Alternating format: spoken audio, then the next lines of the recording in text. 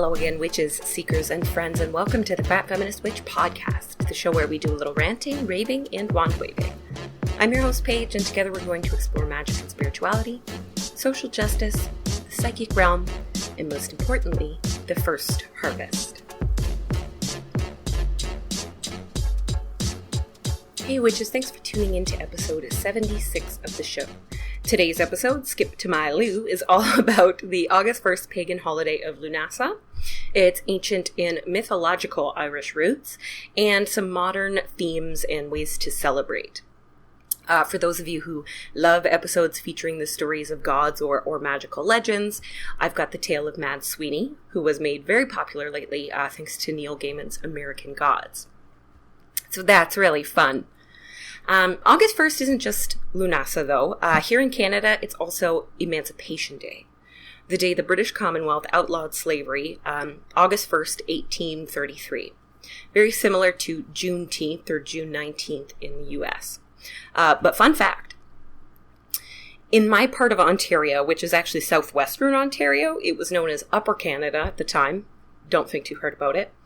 There was actually the Act Against Slavery in 1793 that forbade importing slaves, and this area was the only British colony to have any sort of anti-slavery legislation until Emancipation Day 1833. Cool, right? Of course, this is also the main crossing point of the Underground Railroad, so I'm not super shocked that all of that kind of happened in the same place. Super love my part of Canada. Anyway, happy Emancipation Day to all of my Black listeners today. Even though we can't hold, physical celebrations like in Toronto, they usually have Carabana right now. We can't do that, of course, because of COVID. But just know that I'm thinking of you and eternally grateful that you are all here with us now. Hopefully, next year's celebrations will not only mark, these historic bits of progress towards racial justice, but also some new ones that make it clear that Black lives matter in Canada. That's what I hope for next year. So, our Sabbath. Lughnasadh is also known as Lammas, and is the first of 3 harvest festivals in the Wiccan or pagan wheel of the year.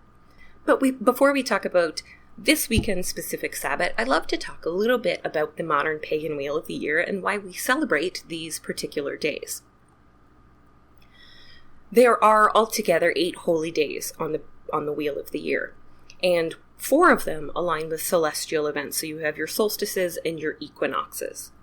The other 4 are actually based on Celtic fire festivals, and they were celebrated, ancient times, at least before the 10th century, because Cormac McCarthy talked about the 4 great fire festivals of the Druids. So They do have very ancient roots, those 4. So those days are Imbolc, which is around February 1st or 2nd.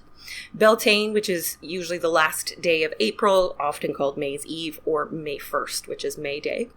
Lughnasadh, which is August 1st. And then you have Samhain or Halloween, October 31st to about November 2nd, depending on where you celebrate, right? These 4 holidays back in the early days of the Wiccan calendar were known as the greater Sabbats, while the solstices and the equinoxes were considered the lesser Sabbats. I don't know anyone that refers to them that way now, but just in case. This 8-day wheel of the year is it's a Wiccan invention. It's a 20th century invention. Popular legend goes that Gerald Gardner and Ross Nichols, who was the creator and the leader of a modern druidic organization, like the biggest one, called the Order of Bards, Ovates, and Druids. They were at a naturist retreat, and they developed this calendar. So Gardner argued for celebrating the solstices and the equinoxes. They mark the passage of time. It's great. The earth already does have to work for us. And Nichols really wanted this celebration of these 4 Celtic fire festivals. So they ended up, combining the 2 to make a whole big, 8-day festival cycle. Super fun. But even then, some of those solstice and equinox days didn't really have the cute Germanic names that we know them by today. So the names Litha for the summer solstice, Mabon or Mabon for the autumn equinox, and Ostara for the spring or vernal equinox were all created in 1974 by Aidan Kelly, who also created Covenant of the Goddess. He was also one of the first to confidently publicly say, okay, Gerald Gardner made all this shit up around 1946, but does that mean we don't believe it? And considering he is, to my knowledge, still a practicing pagan, I'd say it doesn't really matter. Unfortunately, of course, early Wiccans were a little bit sex cult-y, was a little bit of a sex cult, and this calendar served mostly a way to set up lots of really fun, sexy witch parties. No hate, obviously. Many witches, Wiccan or otherwise, choose to celebrate or mark these days as a way to connect to natural cycles of the planet, certain gods or spirits, or particular types of energy. Of course, there's nothing wrong with having your witchy sex parties. Again, no hate. But aside from the sex cult, Lughnasadh has all these other things in abundance, pun intended, and that's what I'm going to talk about today. For whatever reason, this has always been one of my favorite of the Sabbats, despite it being one that's kind of overlooked by a lot of witches and Wiccans. Maybe that's just because August 1st is a civic holiday where I live, so it's one where a lot of people already have off, or they have a whole 3-day weekend. Everyone loves that. So local pagan groups could always get together for Lughnasadh. But mostly I think it's just because August has a very interesting vibe. I think August vibe is very interesting. Despite being out of school for many years, August still feels like this liminal time between two significant things. You know, it's not fall, it's not back to school, but you can definitely feel the end of summer. It's still summer, but you can feel the end of it. There's life everywhere, you know, birds and bugs and kids and everything. But as we're at this first harvest festival right now, there's also this little element of death and endings. So whether you look forward to school season or not, there is this weird air of anticipation, you know, leading up to September. Also, it's a bread festival, and I am all about that. Lughnasadh is the Irish name for this day, although really it's the pagan name for this day. The Christian Lammas or Loaf Mass, Loaf Mass, you know, get it? It's like a pun, I love it, is also celebrated on August 1st. Isn't it funny how that always happens with those Christian holidays?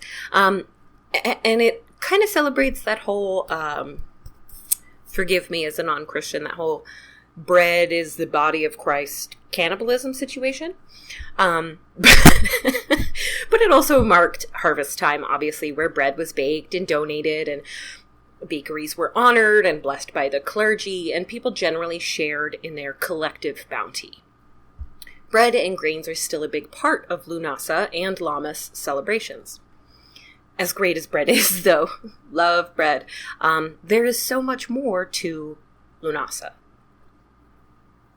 Someone who is oddly absent from many celebrations of this Sabbat is the Irish god Lugh, L-U-G-H, the shining one, the beautiful solar deity of the spear, as well as multi-talented god of poetry, farming, music, athleticism, smithing.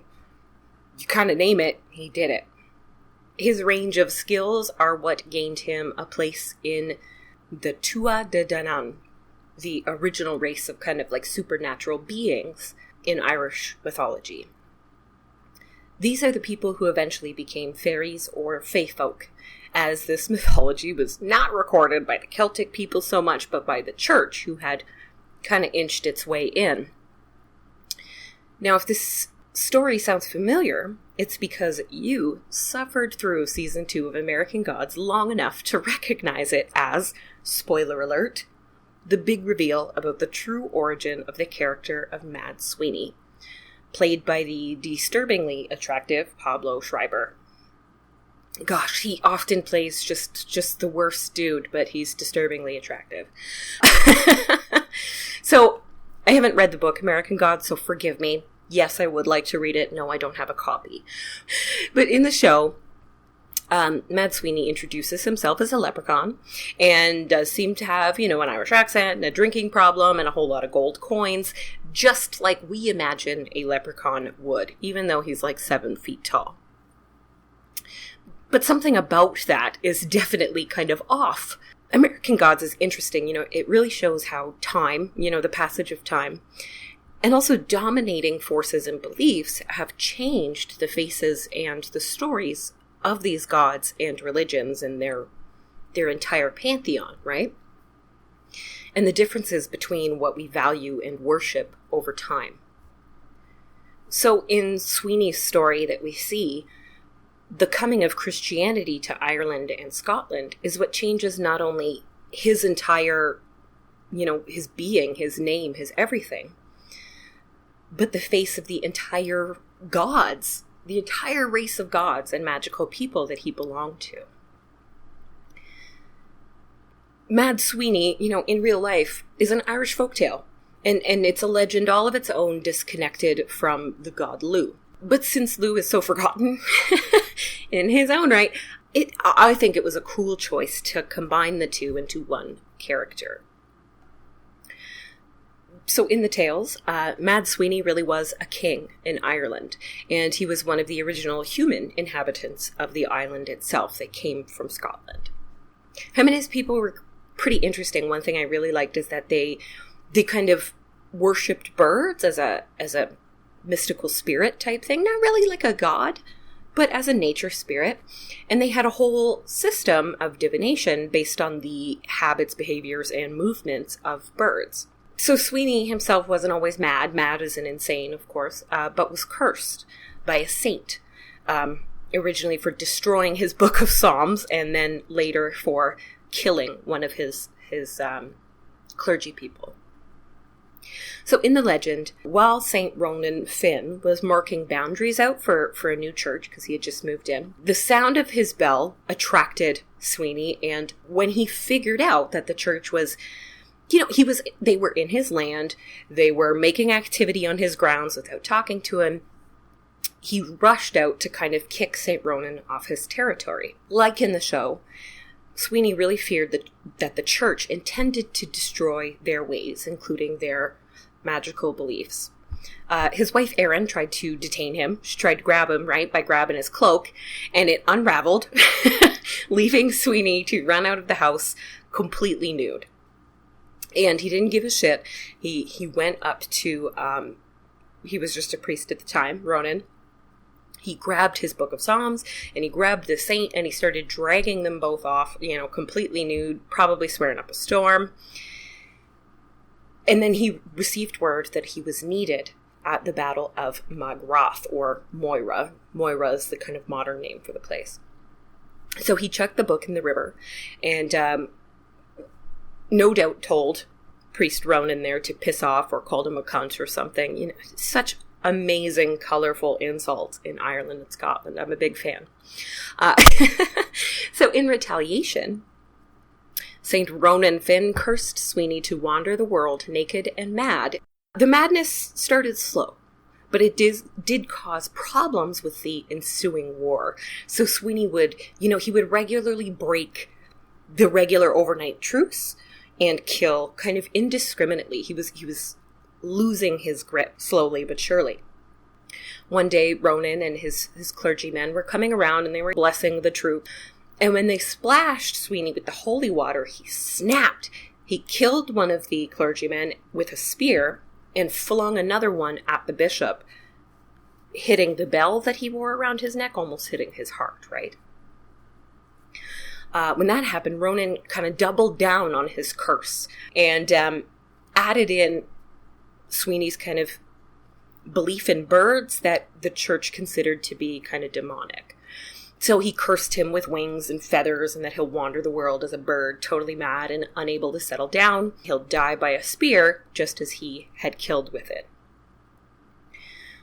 When the battle resumed, the sounds and the blood and the clashing finally drove Sweeney completely insane.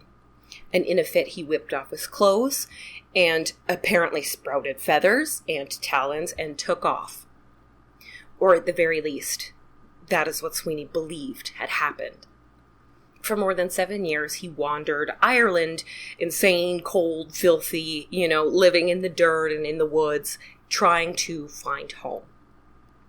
Along the way, he's said to have met other madmen, living in the woods or on the outskirts of society. Many of them had also been cursed by the church, so that fear comes back, right? Eventually, he gained back some of his memories and tried to return home for good.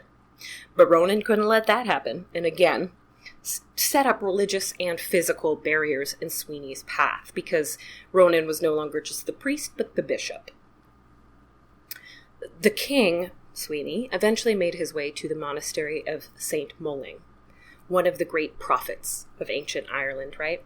The saint took pity on the madman, and as a prophet, he knew that the king's fate was to stay there at the monastery to live out the end of his days, which unfortunately were not far off.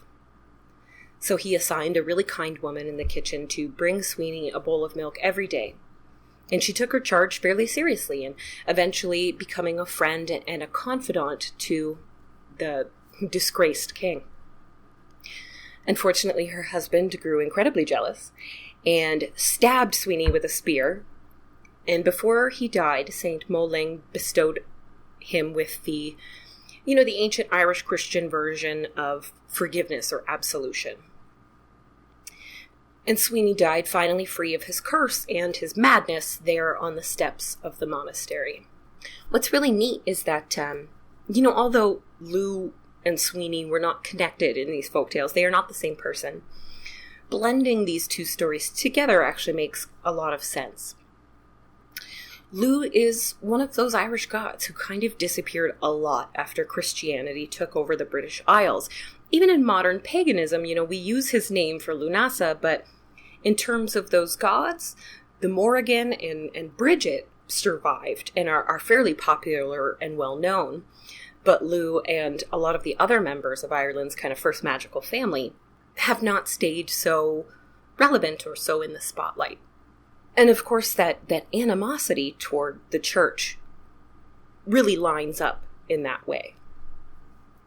The expert use of the spear, which was Lugh's signature weapon, of course, and even his possible visions of becoming a bird instead of just actually being a bird, those also fit in with Lugh's entire magical being. Lugh's shining light, he was the shining one. It wasn't just literal sunlight. He also had clarity of vision. His vision is why he's so creative and imaginative. He can see the end result or the big picture. The Battle of Magrath was the end of the independence of Sweeney's people. They lost. And they would have lost whether he had gone mad and not been there, or whether he had stayed. They were not going to win. And he knew that. It's why he was so afraid of the church. In American Gods, you see Lugh in his former life trying to warn his wife Erin, his subjects, everyone, about the Grey Monks and the church and how they'll destroy them and their way of life. But even knowing that he is this visionary, they don't listen. That on its own is enough to just make someone snap. To put them together I think is a really cool choice and a cool way of bringing in more Irish mythology, and also showing how forgotten the original character of Lugh has really become. So forgotten that he himself didn't remember who he was, right? And, he originally appears as this kind of silly leprechaun figure who, starts fights and whatnot. And he's really forgotten his royal or his regal nature. And that just really shows you how successful the church and Christianity were in wiping out all of that stuff in the show, right? And in real life, but that's what they were going for in the show. This, to all of me, when you take all of these things into account, this to me makes Lughnasadh a much more rebellious Sabbath than I think we give it credit for. And I'm hoping that with American Gods being out there, and with this character especially being so beloved. Everybody loves Mad Sweeney, no matter how much of a shit show that show becomes. Hopefully we'll see a little bit more of Lugh's character in, the holiday that bears his name. Whether or not you worship gods, a topic I talk a lot about here on the show, Lugh's overall kind of deity profile and the stories, this give us way more to celebrate on this day than just bread and the harvest. It's a season for creativity and vision, building, craftsmanship, athletic competitions. Lugh was very athletic. He was like you could have yourself an Irish Olympics and Lugh would be, Lugh would be the figure for that. And generally just curating skills that make you very special or unique, right? Because that's what got him entrance into this original family of gods, is that he had a lot to offer. It's no coincidence that in real life, Renaissance and medieval fairs begin around mid-August. This is the season of Lugh, right?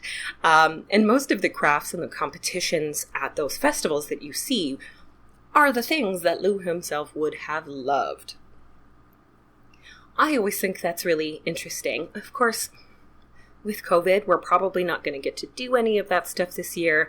My apologies to all the big Renaissance and medieval communities, because you put so much work into those incredible fairs and festivals. I don't care who you are, what you're into, watching someone, blow glass or eating a giant turkey leg while you watch jousting it's just fun. It's just really fun stuff. So, so now that we've got that medieval look, let's look at some kind of fun modern ways that you can celebrate Lughnasadh. First is by decorating an altar. It's not required, of course, but I love an altar. I love a really nice altar. I love the creative process of decorating it and choosing everything that goes on it. I love that. So for your altar, use colors like, a golden yellow or marigold, warm orange and browns, like, those ones that just feel like food, those colors, olive greens, and then also deep reds and purples like you see in the berries that are harvested now. Think about that deep purpley blue, almost black of like blackberries. You can decorate with dried decorative stalks of corn or wheat. You can use some summer herbs like basil and thyme. You can bring in light using candles, or I like orange salt lamps, as well as, images of the sun or of some sort of solar scene. You can physically put your altar in the kitchen or in the dining room. It can be your centerpiece on the dining room table to kind of tie that theme of abundant food and sharing with others in with your celebrations. I also like to put craft and art items like paintbrushes, pens, and journals on my altar to decorate. Likewise, paintings that I've done myself, things that I've created myself. Corn dollies are a popular craft right now, and just the act of creating something with your hands is in itself a good devotional activity for right now. You can also use the altar after to charge up some of these items. So, I would put my journals and favorite pens and everything up on the altar to charge it up with that energy of creativity and success and abundance. You can also charge tools like physical tools, power tools, whatever, hammer, nails, and athletic gear as well. Charge that all up on the altar. I'm a big crystal fan, so my altar is also littered with yellow and orange crystals like honey calcite, which we're going to talk about later, jasper, citrine, sunstone, goldstone, the gold variety, and as the green variety as well, and gold or red tiger's eye. If you make any food on Lughnasadh, put some on the altar, and when the day is over, bring it outside to kind of feed the animals and return it to the earth. Cooking and preparing food in general is the number one modern Lughnasadh activity. A lot of people like to make bread at this time. That seems like it requires some skills. Maybe learning skills to make bread is a good way to celebrate the day, but I don't have that skill. That's okay. You can also harvest food from your own garden if you have it, food, herbs. You can support local farms and farmers markets. August 1st is on a Saturday this year. If the farmers market is up this weekend, this is a great time to hit that up, to buy some food from your local farmers and farms, and possibly even some really nice treats, pies, jams, everything made with these summertime berries are just as Lughnasadh as the bread and grains. In general, it's a really good time to honor the people who create or farm or manufacture the foods and the general tools that we need to survive every day, especially since so many of us are removed from that process. It's great to share food with others, whether you buy it or make it. If you can't make food, that's fine. Just spread the abundance around and keep it coming for the remaining harvest seasons. If you want to pull double duty and also honor Black Canadians for Emancipation Day, or Black Brits as well, consider some different foods for your table. So like rice instead of wheat and corn, and red kidney beans, which are also harvested around that time. So making up some red beans and rice, or rice and peas, is a really good meal for right now. They're filling, they're warm, they go far, they're savory, and they just totally fit in with the entire Lughnasadh vibe. If you don't know how to make that stuff yourself, you could find a recipe, of course, learn how to cook some really good Southern or Caribbean style food, or hit up a restaurant actually run by people of that culture. It's also, in keeping with food as a theme, it's a great time to begin a course or a practice of mindful or intuitive eating. So paying more attention to what you put into your body and how it fuels you and what you feel about that. Though we tend to focus on the harvesting of plants during these festivals, you can't really forget that meat and animal products are also being harvested at this time. And in ancient times, right, most European meat animals weren't living through the winter. So even though we grow, kill, and eat animals in all seasons now, usually the focus turned to animal harvest from this point. So we do the grains and the berries now. From this point, more animal harvesting comes into the general vibe. So I decorate my Lughnasadh altar with animals like little pigs and chickens and deer and cows, and I focus a lot on giving thanks for the nutrients that I get from animal products. You can do this, again, by supporting your local farms, or alternatively, supporting local animal rights organizations and freedom farms for aged farm animals. If you've ever considered vegetarian or veganism, Lughnasadh is a really good time to either make the switch completely, or even, begin a devotional period where you don't eat meat or animal products to kind of, honor the cycle of animal life. If you raise or hunt your own animals for meat, you may want to put something to represent those specific animals from the year on your altar. And again, just use the day to give thanks for all of those animals and their lives. I'm trying so hard to just be gentle with the way that I word all of this, because eating or not eating animals is such a contentious issue, and within spirituality you have, these extra layers.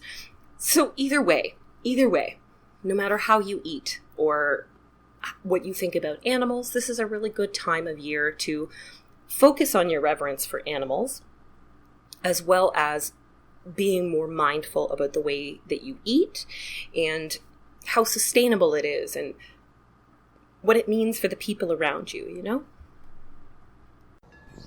I know from experience that anxiety, fear, and depression can keep you from manifesting your most magical life on the best of days, and which is, these days are not the best. That's why, if you're struggling or feeling lost, I want you to consider reaching out to a professional licensed therapist through BetterHelp. Within 24 hours, they'll assess your needs and match you with a therapist that is specially trained to deal with everything from depression and anxiety to grief, conflicts at home, and even sexuality and gender across the spectrum. It's all online, so there's no awkward social distancing in the waiting room. you're in the comfort and safety of home. You can message your therapist anytime and schedule weekly audio or video chat sessions. The service is available worldwide. It's more affordable than in-person therapy, and they offer financial aid to those who need it. Lately, so many people have been reaching out that BetterHelp is actually recruiting more counselors in all 50 states right now. I want you to manifest the life of your dreams, starting today. As a listener, you can get 10% off your first month by visiting betterhelp.com/fatfeministwitch. Join over 1 million people taking charge of their mental health. Again, that's BetterHelp, HELP.com/fatfeministwitch.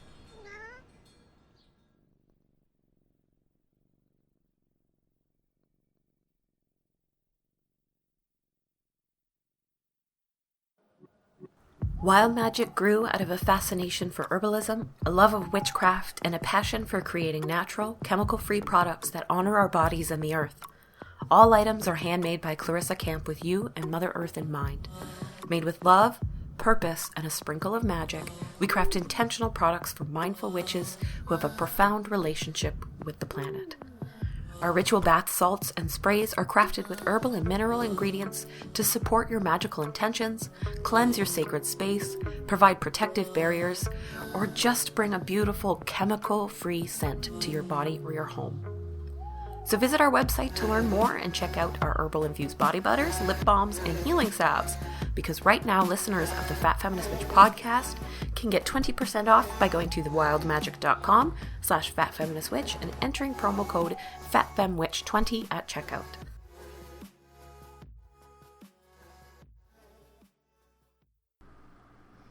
You can honor the legend of our beloved Mad Sweeney by taking a solo hike or a walk in a natural area.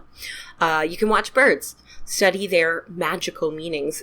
Birds have tons of magical meanings. You can hunt for fallen feathers. Make sure you check if you're allowed to pick those up or not.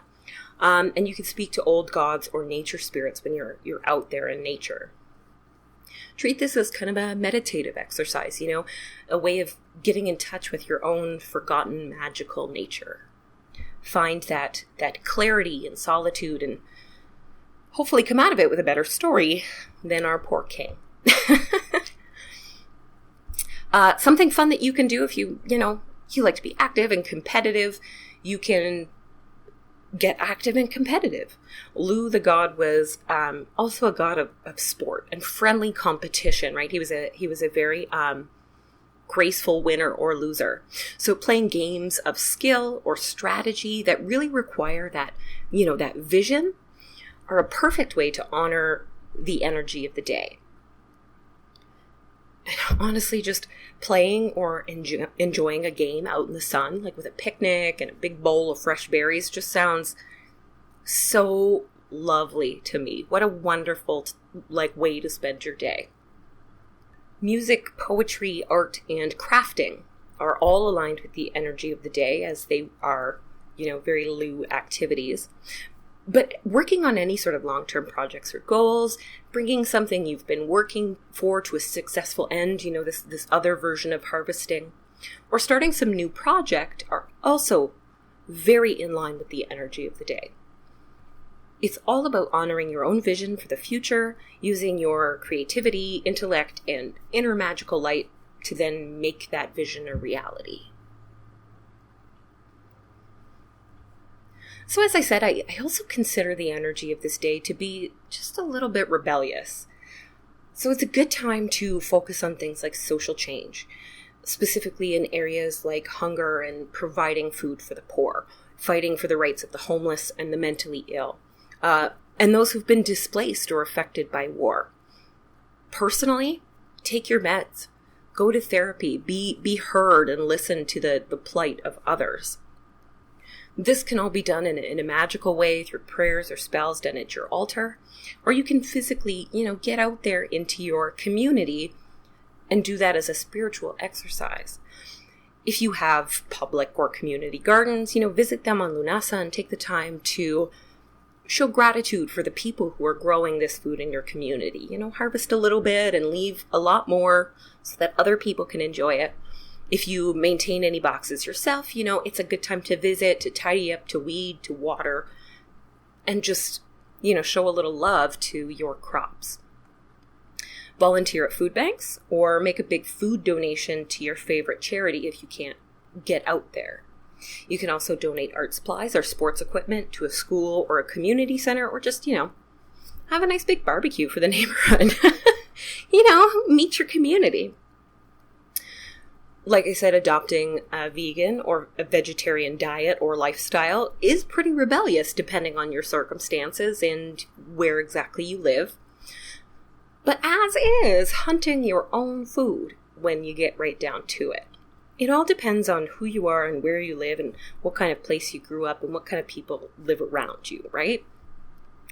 I would personally rather die than intentionally kill an animal with my own hands. Even for food. The whole thought of it just makes me want to vomit a little bit.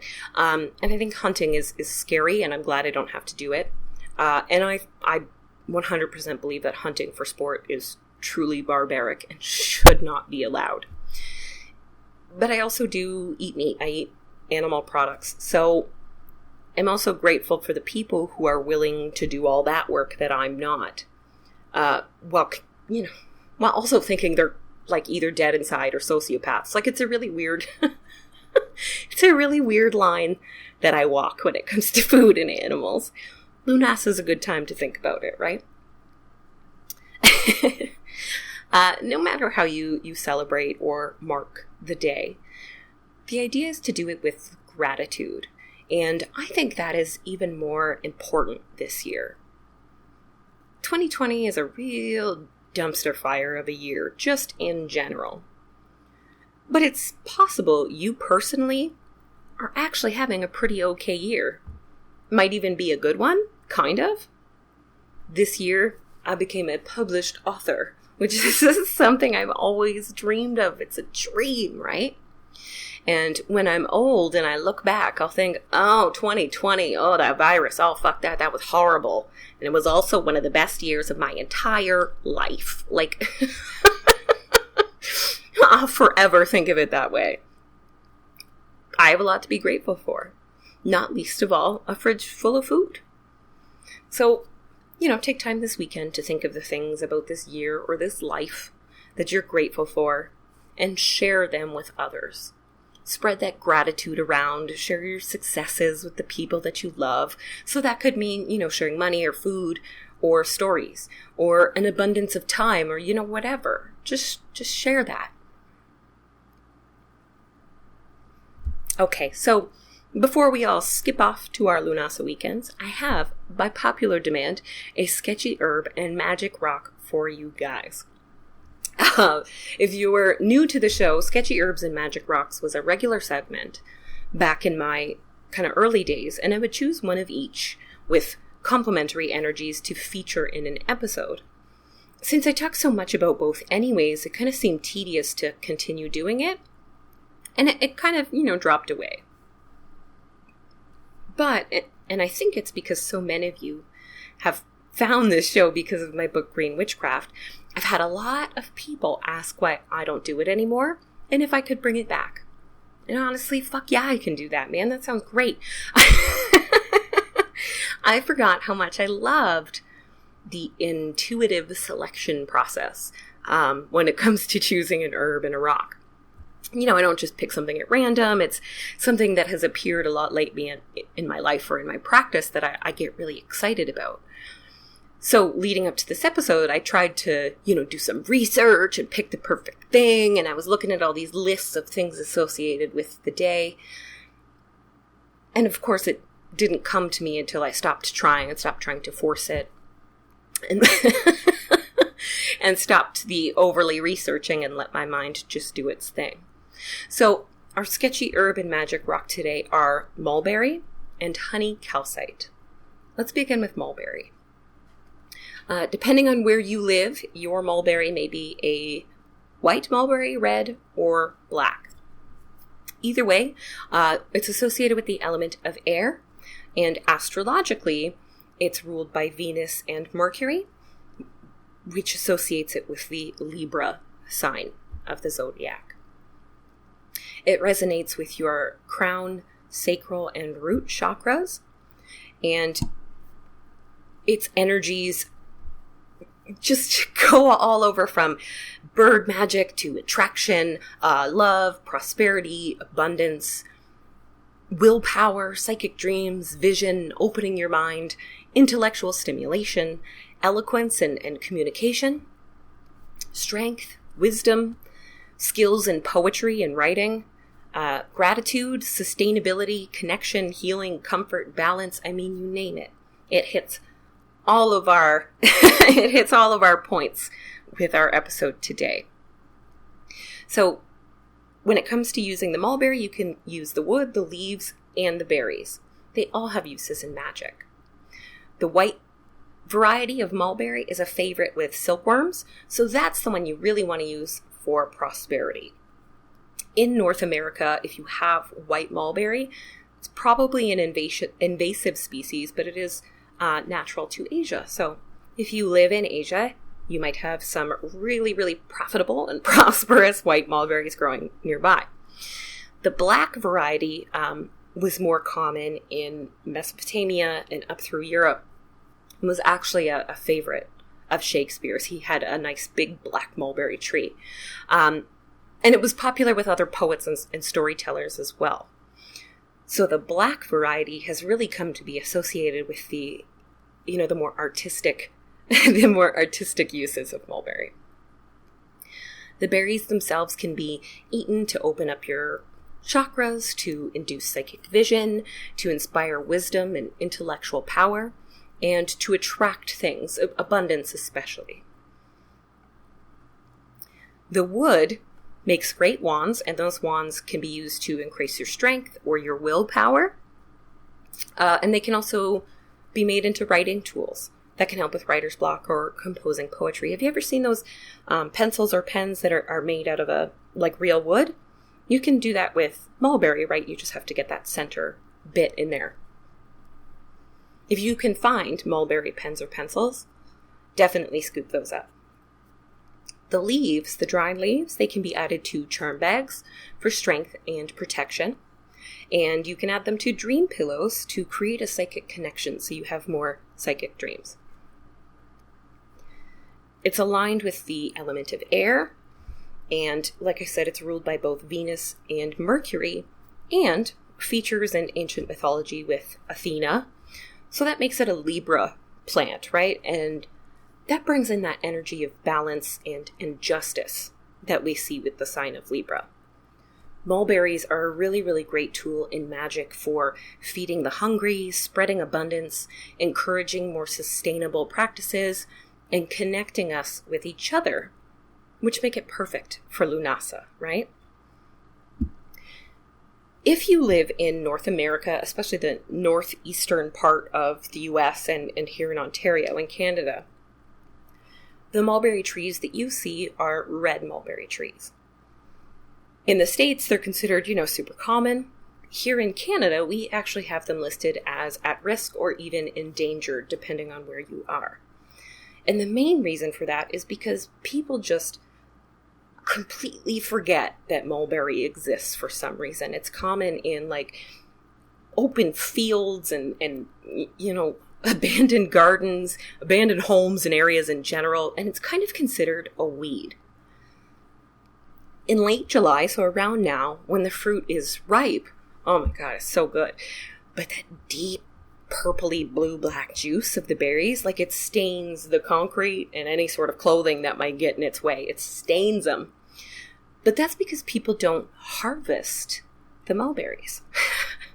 It's just bear with me. Mulberry trees make abundance sound like, an understatement, because they produce so many pounds of delicious food that goes almost entirely wasted. People will pull out mulberry trees to avoid the mess of the juice and the berries, and to get the birds that feast on mulberries out of their yard, because it's a favorite with birds. When you think of it, it's honestly kind of grotesque, considering how many people out there are going hungry, and how many birds lose their habitats to humans. So this makes mulberry a magical ally in the fight for sustainability and food equality for all. Consider harvesting some mulberries. You can wildcraft them, if they're in that field or abandoned area. If they're still ripe where you are, or if you're a smart witch and you already gathered a bunch of them, use them to make pies or muffins or wine. Oh, they're so good. You can make cider, you can make juice, you can do anything. If you're honoring Mad Sweeney's bird magic and divination this weekend, mulberries will help you connect to the energy of any of those birds who have fed on the mulberries in your area. Make them easier to spot. I know I went off for a while, but seriously, please get into mulberry trees with me, because I feel like I am going mad. Like, one big mulberry tree I was admiring in a yard got yanked out of the yard. You just pulled right out, like the roots and everything, and tossed, which is nuts because it's literally endangered here. How can you destroy an endangered plant? I didn't think that was legal. And I have seen on my walks multiple rich people complaining about the mess that their trees made this year. Meanwhile, just a tiny little container of blackberries at the grocery store that are grown in another country from me are $4.99. They're not that different in terms of flavor or size. You've got mail. It's absolutely bizarre. People are starving at the food bank, the Mission downtown, and yet 2 blocks away on private property that no one can access, there are mulberry trees with fruit that go completely to waste. I'm laughing, but it's because I'm obsessed with how fucked up this is. It's just something I'm thinking about. So if you have a mulberry tree in your yard, consider harvesting the mulberries, giving them away. If you can't eat them all, you can freeze them, you can do whatever. Another fun bonus is that bunnies love both the berries and the wood. The wood is really good for chewing and keeping their teeth in check. It's a good wood for their teeth. It's tasty to them for whatever reason, and chewing on the wood itself is really good for just their entire mouth bacteria and everything. So snap a twig off, clean it up, give it to a bunny friend. They'll very much appreciate it. Our magic rock for our Lughnasadh weekend is honey calcite. This is a new favorite of mine. This is something I really started using at the end of last year. So this is a crystal that is aligned with Leo, whose season we are currently in, right? And the elements of fire and air. It resonates with the solar plexus and third eye chakras, so lots of gut and brain.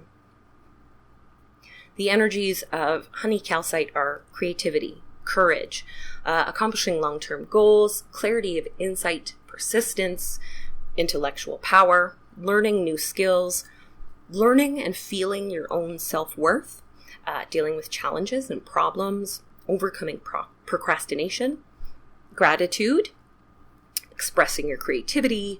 It gently clears out kind of stuck emotions, provides balance, attracts abundance, and it can help you focus on the big picture. It's got that vision aspect to it. This particular solar crystal is not actually typically associated with Lughnasadh. Like I said, it's a new kind of favorite of mine. But as I was, thinking about this, and I had thought about the mulberries already, it really lines up with the magic of mulberries and with the stories of Lugh and Mad Sweeney that we've talked about today. So if you wear it on your body, keep it, in physical contact, it can help you feel energized, excited, enthusiastic, and even, give you a little batch of courage. It's really great to wear on rings or bracelets since it's got good energy for like craftspeople and artists. So it's really good to wear around your hands. It's also got the vision, the clarity, and the dedication to being a Renaissance man of skill of Lugh.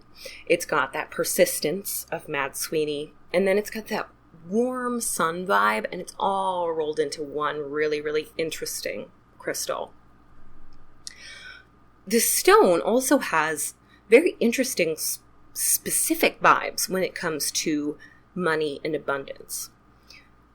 What I've discovered in my research is that it helps people deal with, like the emotional and intellectual effects of living in poverty or, with hunger or where you're going without. Anytime someone, uses the term, having a scarcity mindset, it usually sounds pretty gross. But the truth is that being poor, living as a poor person, it really colors your perception of the world and of society. It changes your habits because you have to act and be and believe in a certain way. It's important. And it can be really hard to let go of some of that stuff. So, it can really take years, with food especially.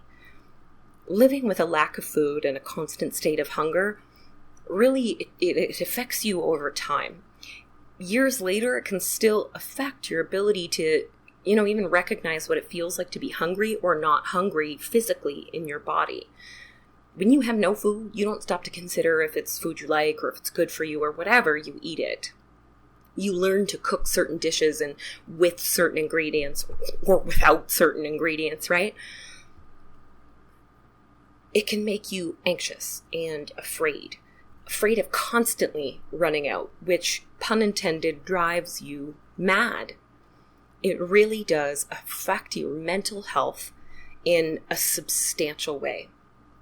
So honey calcite really helps you deal with those feelings and those thoughts and habits over time by reminding you to take stock of what you really have, to be grateful for it, and to slow down and to look at food in a new way.